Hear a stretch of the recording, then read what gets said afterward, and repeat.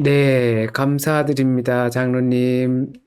자, 저희가 오늘 같이 보실 부분은 열왕기 하. 이제 소제목으로 늦출 순 있어도 막을 순 없다라는 제목으로 한번 제가 뽑아봤어요. 열왕기 하를 보실 건데, 지난주에 저희가 이제 열왕기 상을 같이 보셨잖아요. 이제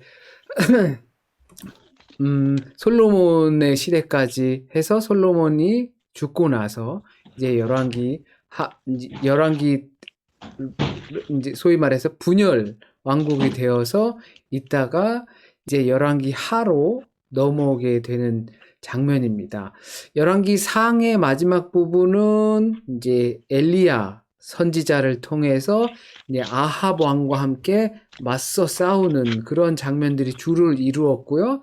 이제 열왕기 하는 바로 그 이어서 아합 왕이 죽고 나서 이어지는 부분입니다. 이 부분 우리 열왕기 하 25장으로 되어 있는데 읽어 보셨죠? 그리고 꼭 시간이 되시면 또 다시 한 번이라도 읽어 보시면 좋습니다. 한 번에 쭉 읽는 게 주제를 파악하는데 되게 도움이 됩니다. 자, 보시면은 이제 제 사진 때문에 조금 안 보이는 부분 빼고는 다 보이실 텐데 여기 이제 열왕기 물고기다라고 해서 이제 보통 이런 식으로 정리를 합니다. 그래서 솔로몬 왕이 죽고 나서 북쪽과 남쪽으로 갈라지는데 여로보암 왕과 르호보암 이 솔로몬의 아들 왕으로 이렇게 구분되어지게 되죠. 열 지파가 북쪽으로 붙게 되고 두 지파가 유다 지파와 이렇게가 솔로몬 영역 남유다로 남게 됩니다. 그래서 이때부터 이렇게 갈라져서 쭉 지내다가 아합 왕이 여기 좀 큼직하게 오므리 족속, 오므리 왕조라고 해서 이 왕조가 있다가 이제 나중에 여기 이 예후 왕조로 바뀌고 예후 왕조의 큰 사람이 이제 여로보암 2세 이런 식으로 번지고 이제 북왕국이 멸망하는 시점이 됩니다. 그때 이제 남왕국이 이렇게 있었던 시대이고 남왕국이 북왕국이 멸망했을 때 히스기야가 집권 즉위한 상태였었고 그리고 나서 남왕국도 멸망하는 시기가 찾아오게 됩니다. 네. 이렇게 간단히 이제 보실 수 있고 여기서 이제 조금 우리 열왕기 하 이 절반 아합이 죽고 난 이후의 부분들을 같이 한번 살펴보겠습니다. 구분을 지면 이렇습니다. 이제 구분을 지면 후기 분열 왕국 시대가 바로 열왕기 하예요. 총 우리가 열왕기 상하를 총 세 군데 또는 작게는 네 군데 이렇게 나눌 수 있지만 열왕기 하에서는 후기 분열 왕국 1장에서 17장까지가 이렇게 나오는데 어떤 내용들이 나오냐면 먼저는 이제 선지자 엘리야의 후계자, 상속자라고 할 수 있는 선지자 엘리사가 1장부터 8장까지 주도적으로 활약을 하는 장면이 주로 나오고요. 그 다음에 엘리사가 예후라는 그 장군에게 기름을 부어서 엘리야의 예언대로 이때 엘리사가 기름을 부어서 이때 북이스라엘을 쿠데타를 일으켜서 잡게 되죠. 예후 왕조 이 장면이 9장부터 14장까지 나오고요. 그리고 15장부터 이제 북이스라엘이 멸망해가는 그러한 단계를 밟게 됩니다. 그리고 또 구분해 보면 이제 그 멸망 후 일단 17장까지는 북쪽과 남쪽이 같이 뒤섞여서 이렇게 나오지만 주로 북쪽의 이야기에 포커스를 두면서 이야기를 하고 있습니다. 남쪽의 이야기를 포커스를 두는 주로 두는 것은 바로 역대기 상하. 거기에서는 아담 때부터 족보를 쭉 훑어서 남쪽 유다의 이야기만 가지고 이야기를 계승해 나가고 이쪽 열왕기 상하에서는 남쪽보다는 북쪽에 조금 포커스를 두는데 열왕기하 18장 이때부터는 이제 남쪽 유다밖에 없어요. 북쪽이 이제 17장에서 멸망을 하게 되거든요. 아수르에 의해서 멸망을 하게 돼요. 그러니까 남겨진 남쪽 이야기가 18장부터 15장에 나오게 돼요. 그래서 제일 먼저 등장하고 또 가장 힘 있게 표현되는 임금이 히스기야 왕입니다. 히스기야 왕이 18장부터 21장까지 거의 대부분을 차지하고 있어요. 그리고 나서 이제 요시야 왕이 선한 왕이 나오는데 그 사이들은 그냥 히스기야와 못된 왕들이 쭉 므낫세의 아들이라고 해서 못된 왕들이 쭉 있는데 이런 것들은 그냥 스쳐 지나가고요. 그리고 요시야 왕이 큰 종교 개혁을 이루어내기 때문에 또 크게 등장을 합니다. 그리고 나서 어김없이 이 남유다도 역시 24장, 25장에 걸쳐서 바빌론의 침공에 의해서 멸망을 하게 됩니다. 북쪽은 아수르의 제국에 의해서 침공해서 멸망하고 남쪽은 바빌론이라는 제국에 의해서 멸망을 하게 됩니다. 둘 다 아수르와 바벨론은 같은 이스라엘의 북쪽 지역, 메소포타미아 지역이라는 곳에서 발흥한 제국입니다. 그러면 우리가 열왕기 하를 처음 시작하는 엘리사에 관한 이야기를 조금 살펴보면 1장에서 아합이 죽은 후라고 시작을 합니다. 이 선지자 엘리야와 엘리사를 조명하는데요. 엘리야가 이제 승천하게 되죠. 2장에서 열왕기 하 2장에서 엘리야가 승천하게 마지막 장면이 나오게 됩니다. 그래서 길갈로 갔다가 베델로 갔다가 여리고로 갔다가 요단으로 건너가서 거기서 요단에서 승천을 하게 됩니다. 이게 요단을 건너 여리고 베델 길갈로 갔었던 이 요단강을 건너는 그래서 가나안 땅으로 들어왔었던 여호수아 군대의 거꾸로 가는 길이라고 볼 수가 있어요. 왜 이렇게 됐는지는 설명이 되어 있지 않지만 우리가 생각해 보기를 여호수아 군대가 요단강을 건너서 여리고를 점령하고 베델로 가고 길갈로 가고 이랬던 것들은 매우 중요한 여기 역점이 되는 곳들이거든요. 이것을 엘리야가 거꾸로 가는 것입니다. 그러니까 뭐냐면 이 이스라엘 역사가 지금 거꾸로 가고 있다라는 것을 이 역사가 보여주고 있다고 생각을 해요. 그러니까 하나님의 뜻을 따라서 요단강을 건너갔던 이스라엘이 그 하나님의 뜻을 거슬러 간다라고 볼 수가 있겠죠. 그래서 이 엘리사가 바톤을 이어받아서 사역을 하는데요. 주된 사역들을 보면 이제 물이 토사가 껴서 거기 소금을 뿌려서 해결을 하게 되고 이제 과부의 기름을 채워줘서 먹고 살게 해주고 그 사람 수넴 여인에게 아들을 약속하고 또 아들이 죽자 아들을 살려주고 떡 20개로 많은 사람들이 먹고 또 남고 나아만 장군을 고치게 되죠. 이 아람의 군대 장관, 적군의 군대 장관인 나아만을 고쳐주는 일이 있었습니다. 그리고 아람 군인들의 눈을 어둡게 해서 이 이스라엘을 지켜주는 거예요. 이제 점령을 해왔는데 아람 군대가 이제 전쟁을 해야 되는데 눈이 어두우니까 전쟁을 못하고 혼비백산이 돼버리죠. 그래서 이스라엘을 지켜주는 그리고 수넴 여인이 엘리사의 말대로 가뭄이 찾아올 거니까 이제 떠나 있으라고 해서 다시 돌아왔을 때 임금이 그 엘리사의 이야기를 듣고서 다시 소유를 토지를 다시 돌려주는 그런 일들. 그래서 주된 사역을 보면 이방 나라의 침범으로부터 국가를 보호시켜줘요. 그리고 선지자들을 양육하죠. 선지자들을 양육합니다. 그리고 가난에 처해 있었던 백성들을 돌보는 사역들을 하게 됩니다. 이것들을 보게 되면 이 선지자의 사역이라고 하는 것이 사실은 이게 임금이 해야 되는 사역이죠. 왕이 해야 돼요. 나라를 지켜야 되고 그리고 후진들을 잘 양성해야 되고 그리고 가난한 백성들을 잘 돌봐야 되는 게 왕이 해야 되는데 왕이 그걸 못하니까 선지자가 했던 거예요. 그래서 이 사역은 엘리야도 역시 동일하게 했던 사역입니다. 그 엘리야가 했던 사역을 엘리사가 또 하는 건데 열왕기 상하 전체로 보게 되면 그 열왕기 상하 중간에 아주 큰 역할로 엘리야와 엘리사가 이와 같은 사역을 하고 있는 거예요. 왕이 해야 할 사역을 선지자들이 하고 있는 거죠. 왕을 원해서 왕을 줬는데 이 왕들이 제대로 치리를 하지 못하니까 그 정말 핵심이 되는 사역과 그 역사의 핵심에서 선지자들이 하고 있는 것이죠. 그 이야기는 곧 하나님이 이 일을 하는 건데 왕을 달라고 해서 왕을 주었지만 왕들이 그 일을 감당하지 못하고 자기 하는 일들, 자기가 하는 일들에 지쳐서 못하고 또 주변의 열방들을 대처하지 못해서 또 조공을 바치고 이렇고 저렇고 힘들어하는 모습 때문에 돌볼 여력이 없는 거죠. 그래서 결국은 그것을 하나님이 하셔야 하는 건데 선지자들이 그들을 대신해서 하나님을 대신해서 하는 일을 보여주고 있는 겁니다.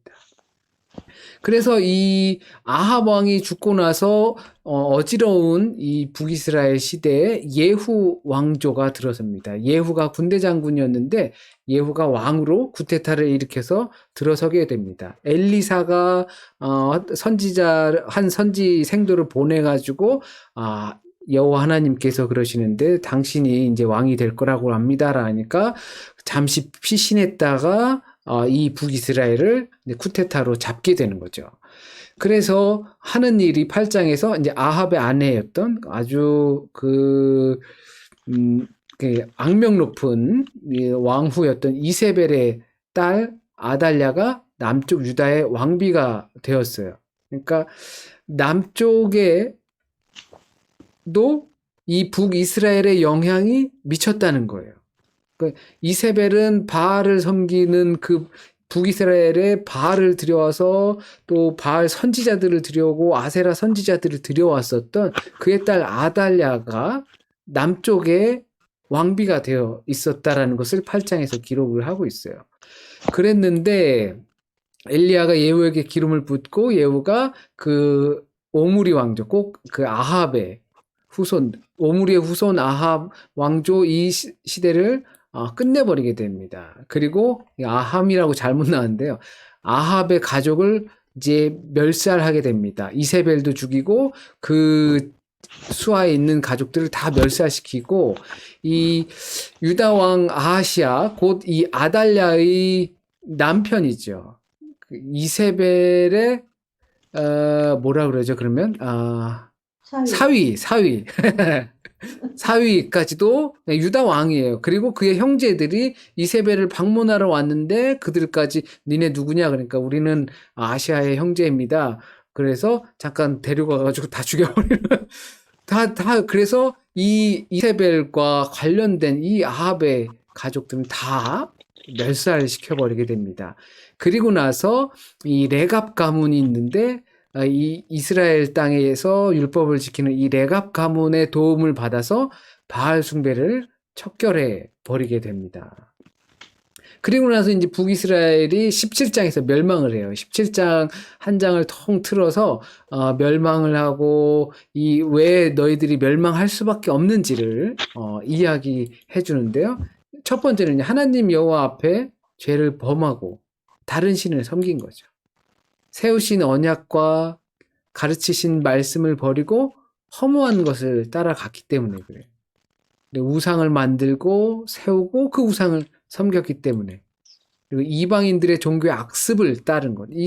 이것은 뭐 아들을 제물로 바친다든지 이러한 일들, 가나안에서 있었던 모세를 통해서 절대 가나안에서 하는 그런 것들은 하지 말고 또한 심지어 모세를 통해서 했던 그 연약한 자들을 돌보는 거에 있어서 그 되게 관대하게 했었는데 그것들을 다 무시하고 솔로몬 때부터 그렇게 돼버렸잖아요. 노예를 삼아버리고 또 이방 민족들과 결혼을 하고 이런 것들이 악습에 있었기 때문에 그리고 여로보암의 악행을 버리지 못했기 때문에 그러니까 우상을 섬기고 금송아지를 북쪽과 남쪽에 이렇게 세워놔서 거기서 사람들이 제사 지내게 했으니까 그런 문제로 인해서 너희들은 멸망할 수밖에 없다. 그리고 나서 온 지역으로 흩어지게 됩니다. 이제 아수르가 북쪽에 있었는데 북쪽에서 내려와서 이 이스라엘을 멸망시키고 근데 멸망시켰으니까 이제 이 사람 아수르는 원칙에 이렇게 좀 되게 다혈질적인, 그 뭐라 그러죠? 되게 무서운, 제국이었다고 합니다. 그래서 멸망시켜버리고, 싹 다 죽여버리고, 껍데기를 벗기고, 창에 찔러서 창에 사람들을 매달아 놓고, 그러니까 공포감을 줘서 너희들 덤비면 다 죽는다. 이렇게 된다라는 걸 보여주고, 그리고 나서 그 압제한 나라는 다 흩어져 버리게 했다라는 겁니다. 그러니까 종족이 번식하지 못하게. 그래서 이민족들이랑 결합시켜 버리고, 그렇게 통치를 했다고 합니다. 그래서 이스라엘에서 그들을 데리고 가가지고 그 위쪽에서부터 점령하면서 내려왔으니까 다시 끌고 올라가면서 점령국들에다가 이제 흩어져 놓는 거예요. 거기서 씨를 뿌리고 살고 이방 민족들이랑 합쳐지게, 민족이 이제 완전 말살시켜 버리는 거죠. 그래서 온 지역에 흩어지게 되었습니다. 그러면서 이제 18장부터 남쪽 유다 히스기야 왕에 대해서 나옵니다. 이때 남쪽 유다 히스기야 왕이 오를 때는 그 전에 아버지로부터 섭정 통치를, 아버지 밑에 있으면서 정치를 배우는 거죠. 그때 당시에 호세아, 그러니까 북이스라엘 임금이 망하는 것, 북이스라엘이 멸망하는 것을 보게 되었어요. 그렇게 보고서 고민이 많겠죠. 그리고 자신이 왕이 됐고 고민이 아주 많은 상태에서 그는 여호와만을 의지하며 계명을 지켰다라고 이렇게 성경에서 기록을 하고 있어요. 아주 훌륭한 왕으로, 그러니까 다윗의 행보를 따랐다, 뭐 이런 식으로 표현을 하고 있어요. 그런데 이제 물론 후에 가면 이가 이제 교만해가지고 병 고치고 난 다음에 교만해져서 이런 문제들을 또 기록하고 있지만, 그래도 다윗의 뒤를 따르는 왕이다라고 할 정도로 크게 칭찬받는 왕이었어요. 왜냐하면 여호와를 의지하고 계명을 지켰기 때문이에요. 그런데 이제 북쪽 아수르가 이제 왕이 바뀌고 하면서 다시 이제 유다를 침공하는 거죠. 그래서 예루살렘을 포위하고 예루살렘 주변에 있는 다른 동네들을 다 점령해 버렸어요. 46개나 됐다고 했는데 다 점령해 버리고 예루살렘을 이제 포위한 거죠. 자, 그래서 그때 포위하고 나서 이런 이야기들이 나옵니다. 랍사게라는 사람이 그 예루살렘에서 수비하는 그 군사들, 또 백성들의 사기를 떨어뜨리는 말들을 하게 됩니다. 이 랍사게가 학자들은 사람이 아니라 랍사게라는 직분이다라고 하는 사람들이 있더라고요. 뭐 그럴 수 있을 것 같습니다. 그래서 이제 랍사게가 하는 말이, 너희는 히스기야에게 속지 말아라. 여호와를 의뢰하라 함을 듣지 말아라. 여호와가 지킬 것이라고 하는 말을 믿지 말아라. 그 이방 민족의 신들이 지금 다 어디 있느냐? 우리가 다 침략하고 다 점령해서 다 없어졌다. 너희들도 그렇게 될 것이다. 이렇게 막 하면서 겁을 주고 뭐라 그러죠? 이제 겁박을 주고 이렇게 하는 거죠. 그때 이제 이사야 선지자를 통해서 두려워 말고 두려워 말라, 하나님께서 이제 구원을 하실 것이다라는 이야기를 히스기야가 하나님께 기도하고 이사야도 하나님께 간구하였을 때 그것을 듣게 돼서 밤새 아수르 군사가 그냥 다 죽어버립니다. 십수만 명이 되는 군사들이 다 죽어버린 놀라운 일들이 벌어지게 됐어요. 그리고 이 사네립이라는 아수르의 임금이 이제 다시 돌아가서 아들들에게 뭐라 그래야 돼, 이렇게 죽임을 당했어요. 그거를 배반이라고 해야 되나? 왕정 용어가 생각이 안 나는데, 하여튼 아들들에 의해서 죽임을 당하고 사네립이 거기서 끝을 맺고 맙니다. 그런데 이제 히스기야가 이제 질병에 걸리게 되죠. 그리고 히스기야의 질병을 이사야가 하나님께서 죽을 것입니다 라고 하니까 히스기야가 하나님 앞에 나와서 기도를 하죠. 하나님 살려주세요. 그러니까 이사야가 가다가 말고 하나님의 음성을 듣고 다시 돌아와서 하나님께서 살려주시겠다고 합니다 하니까 히스기야가 그러면은 뭐 좀 내 마음의 평안을 할 수 있게 증거를 좀 보여달라는 거죠. 그래서 해 받침이 네. 아유, 어서 오세요. 네.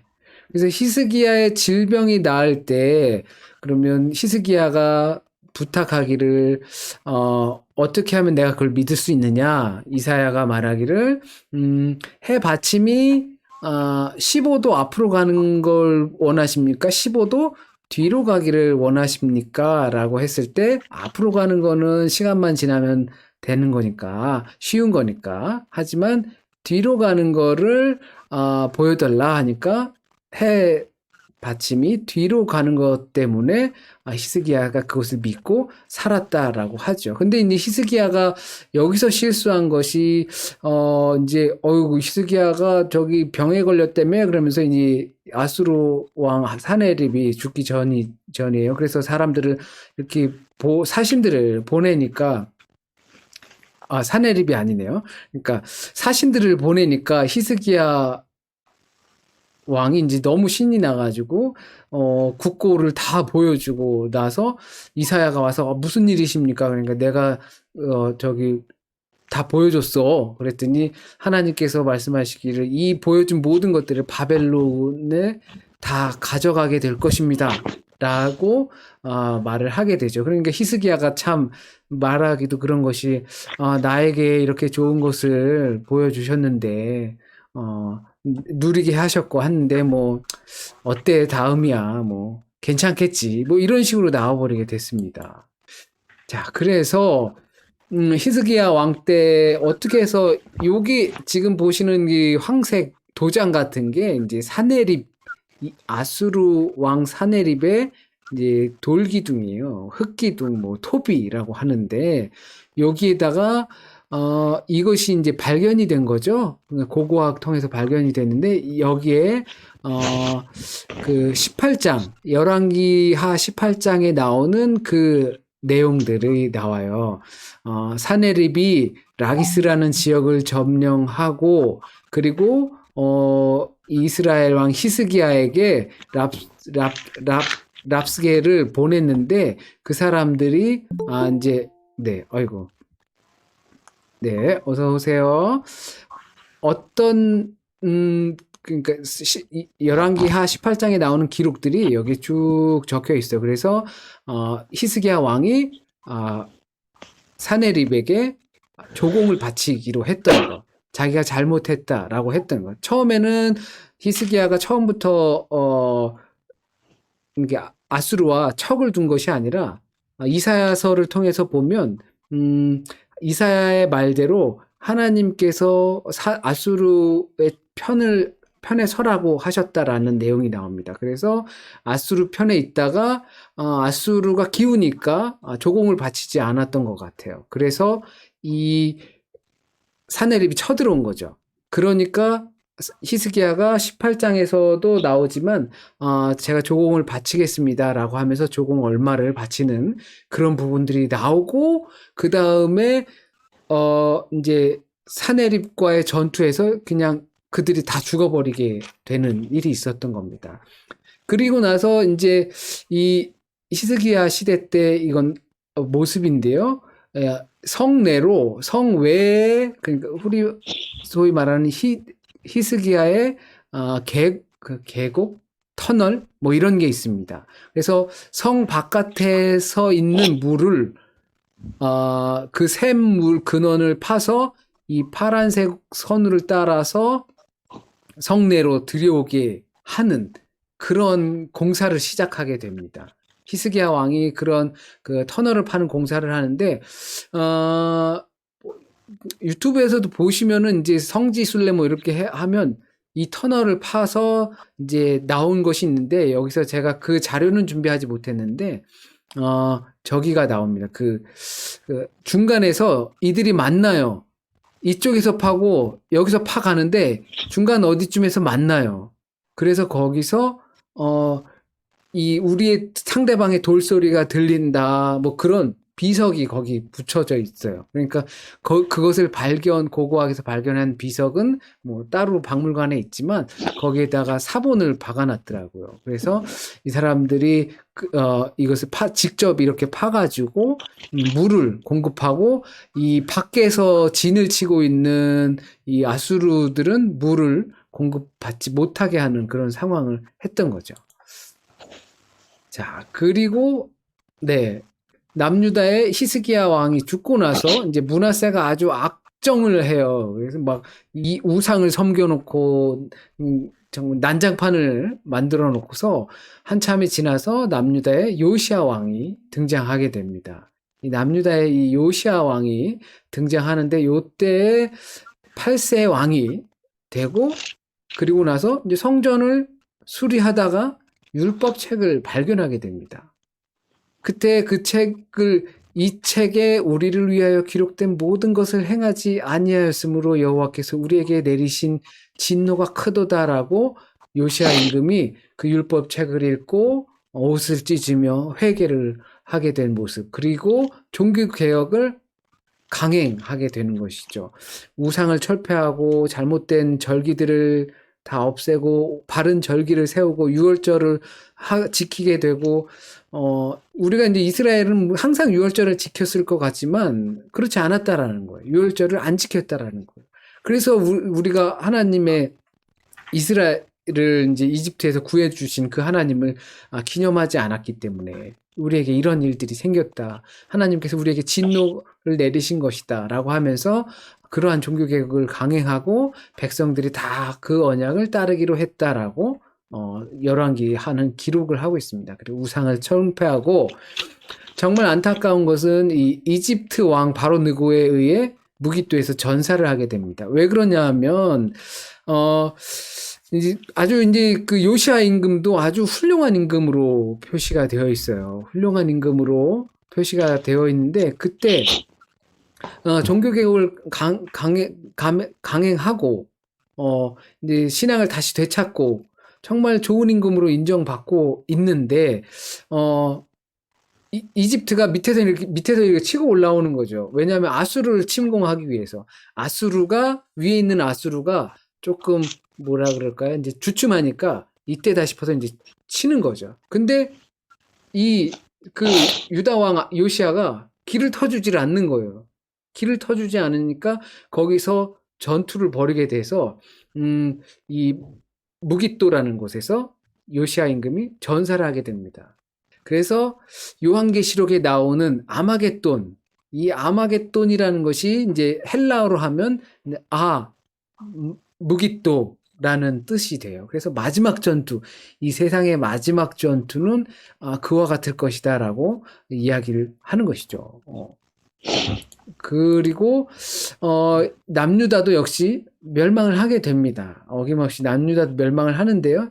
이집트가 이제 요시야 임금을 죽이고 그 다음 왕을 건너서 이제 여호야김이라는 사람을 왕으로 세우게 됩니다. 이름을 이렇게 바꿨는데 여호야김이라는 왕을 세우고 그리고 이집트가 바벨론과의 전투에서 승리를 하게 됩니다. 그러니까 바벨론 느부갓네살 임금에게 이제 조공을 바치게 되는 것이죠. 바벨론이 이집트를 이겨버리니까 바벨론에게 여호야김이 조공을 바칠 수밖에 없었어요. 그리고 느부갓네살이 또 이집트에 패배해요. 그 다음에. 그러니까 다시 이집트로 하게 됩니다. 그때 이제 예레미야 선지자가 등장하는 건데요. 이제 유다의 마지막 그 멸망할 무렵의 대선지자 중 한 명이 바로 예레미야죠. 그리고 그 히스기야 시대 때의 대선지자는 또 이사야인 것입니다. 그래서 이 예레미야가 아니다. 하나님께서 바로 이 바벨론에게 우리를 맡기셨다. 내가 하나님에게 들은 것이고 하나님의 회의에 참석하여서 알게 된 것이다.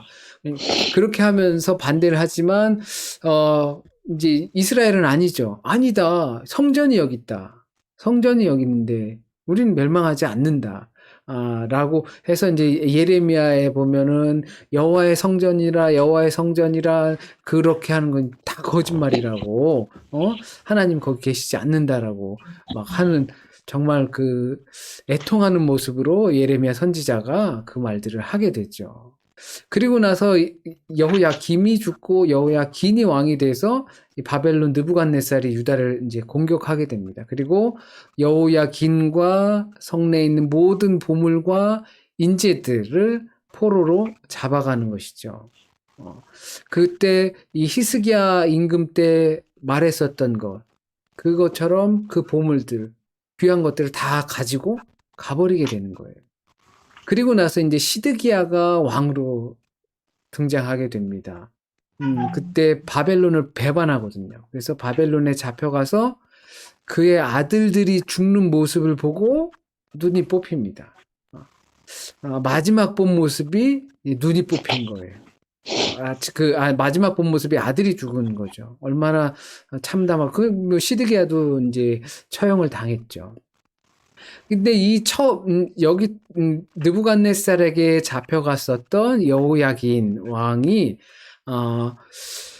마지막에 25장에 보면 사면이 됩니다. 감옥에 있다가 사면이 돼요. 풀려나고, 그리고 나서 이 바벨론의 임금처럼 대접을 받았다. 먹을 거며 입을 거며 쓸 거며 이런 것들이 바벨론의 임금처럼 대접을 받았다라고 이야기를 하면서 이 열왕기가 마무리를 짓게 됩니다. 어떻게 보면 이 배반의 역사, 하나님을 향한 배반의 역사를 썼었던 이 이스라엘에게 마지막 희망을 주는 거예요. 여호야긴 왕이 사면되어서, 그리고 그가 왕의 대접을 받으면서 지냈다라는 것이죠.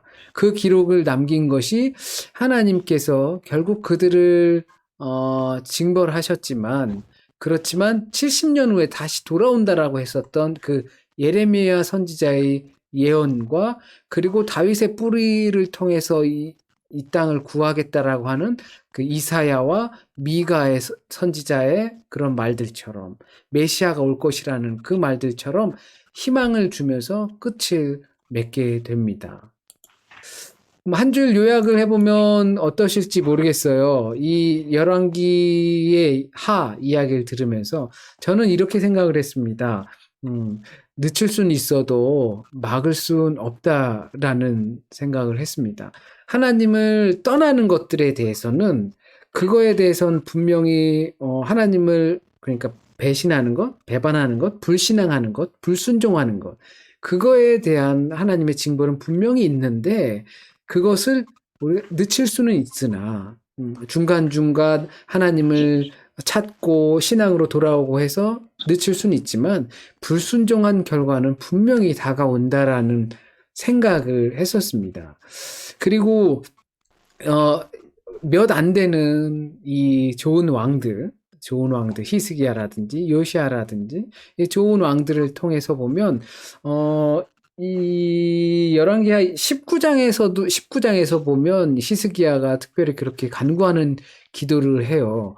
자신이 풍전등어 앞에 서 있는 그런 모습을 두고서 기도를 할 때, 우리도 어떻게 보면 우리가 가지고 있는 문제를 가지고서 기도를 하잖아요. 그런데 그 문제를 중심에 두고 기도를 하면 그러면 해결점이 사실 잘 없는 것 같아요. 이 문제를 주변에 둬야지, 주변에 있는 것을 하나님께서 해결하시는 거라고 생각이 들거든요. 내 중심에 문제를 이렇게 두면 하나님이 나까지 처리해버려야 되는 거죠. 이 내 안에 문제가 있는 것이 아니라 내 주변에 이렇게 문제가 있을 때 하나님께서 그 문제를 해결하시기 원해도 이 주변만 걸러내는 문제만 해결하시는 거죠. 그런데 우리는 그 문제가 내 가운데, 한가운데 모든 것이 그 문제에 집중이 되어 있으면 하나님께서 그 문제를 해결하기 위해선 나까지 걷어내버려야 되는 문제가 생긴다라는 것을 생각해 봤습니다. 그러니까 우리가 뭐 어려운 일을 당하실 수도 있고, 또 기도가 필요할 때도 있고, 문제가 있어서 해결이 필요할 때도 있습니다. 그런데 거기에 우리가 너무 집중하게 되면, 우리의 기도가 거기에 매달리게 되면, 그러면 하나님께서 그 문제를 해결하기 위해서 나까지도 걷어내야 되는 상황이 있다라는 것, 그 문제를 주변으로 중심에서 조금 밀어내고 하나님과 나와의 관계를 더 집중하게 되면, 그러면 하나님께서 그 문제를 걷어내시는데 아무런 문제가 없을 거라는 생각도 우리가 열왕기 하를 보면서 저는 개인적으로 생각을 해 보았습니다. 자, 제가 준비한 것은 이렇게 됩니다.